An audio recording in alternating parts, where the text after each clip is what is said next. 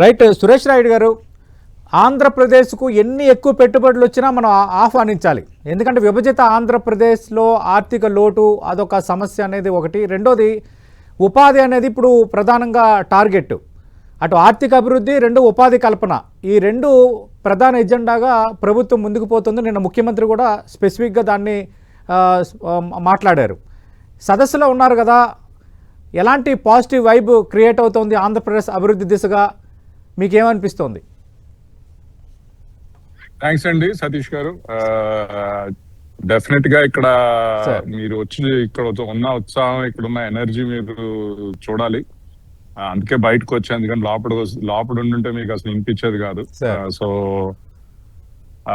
Definite గా చాలా excitement ఉంది. చెప్పాలంటే ఆంధ్ర ఇస్ బ్యాక్. చాలా మంది నాకు కూడా గత సంవత్సరం గవర్నమెంట్ మారినా చాలా మంది సూచనలు ఏమి ఇచ్చారంటే, మేము ఆంధ్రాకి రావాలంటే మాకు భయంగా ఉంది. ఎందుకంటే ఇది ఒకసారి ఫుల్ పాజిటివ్, ఒకసారి ఫుల్ నెగిటివ్ ఇలాగైతే. ఎందుకంటే ఇన్సెంటివ్స్ కన్నా సతీష్ గారు అందరూ కొంచెం యాక్చువల్లీ బిజినెస్ మ్యాన్ లా మాకు వచ్చే అడ్వాంటేజ్ వదులుకోం, అది వేరు. But most important stability, policy stability. అందరూ ప్రతిసారి సీఎం గారిలో చెయ్యక్కర్లేదు, కానీ at least they should go the other way. But anyway అది అన్ని పక్కన పెట్టినా కూడా ఇప్పుడు చాలా ఎక్సైట్మెంట్ ఉంది. ఎందుకంటే globally Andhra talent is recognised. Unfortunately ఆంధ్రాలో తప్ప మన టాలెంట్ అన్ని చోట్ల బాగా పనిచేస్తుంది.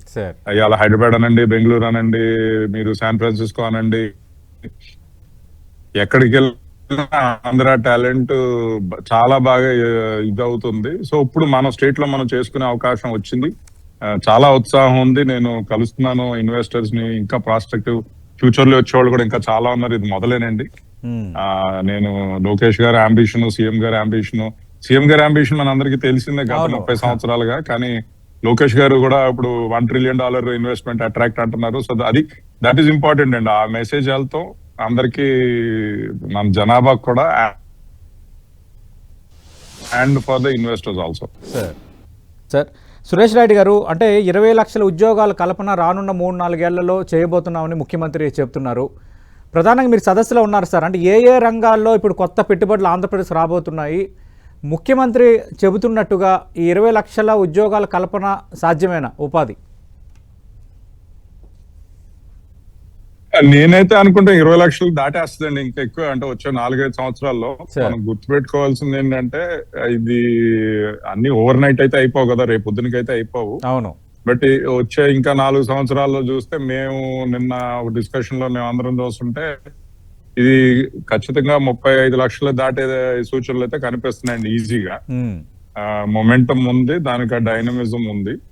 సో అదైతే అవుతుంది డెఫినెట్ గా కూడా. అండ్ నా ప్రకారం చాలా మటుకు these are all going to be high quality jobs అండి. ఇదేమి లో వేజ్ జాబ్స్ కాదు ఇవి, మంచి క్వాలిటీ జాబ్స్ ఉంటాయి. సో మీరు యాక్చువల్లీ ఆ ఫ్యాక్టర్ వేసుకున్నారంటే ఇంకా ఎక్కువ కూడా అవుతుందేమో. అంటే నేను అంటుంది ఏంటంటే, ఇప్పుడు మీరు మినిమం వేజ్ ప్రకారం కాకుండా దానికి ఇదవుతుంటే మరి ఈచ్ జాబ్ వాల్యూ కూడా ఎక్కువ ఉంటది కదా.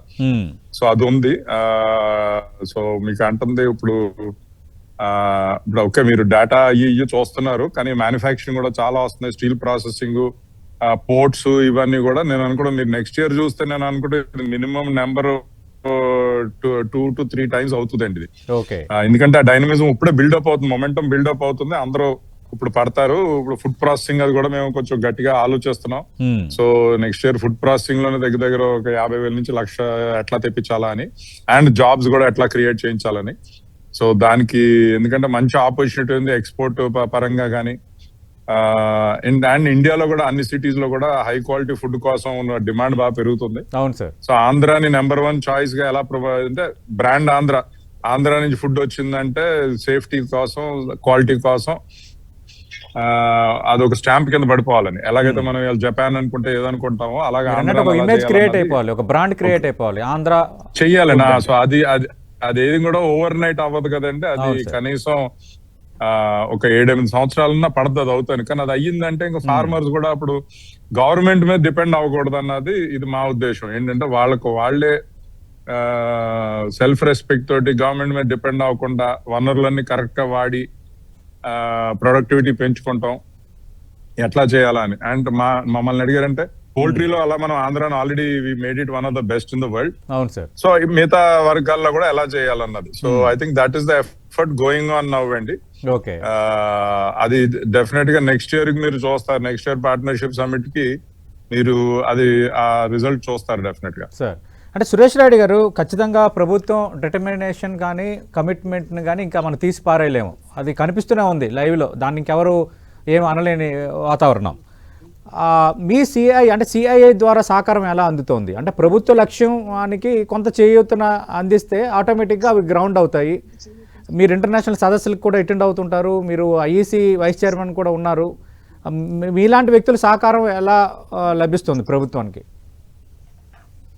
ఇప్పుడు మేము సిఐ అంటే మేము ఇండస్ట్రీస్ బిజినెస్ మెన్ కదండి. సో ఇట్లాంటి ప్రోత్సాహం ఇచ్చేది మాకు కావాల్సింది ఎందుకన్నా ఏం కావాలి, ఇలాగ ఇచ్చారంటే మేము ఎదుగుతాం.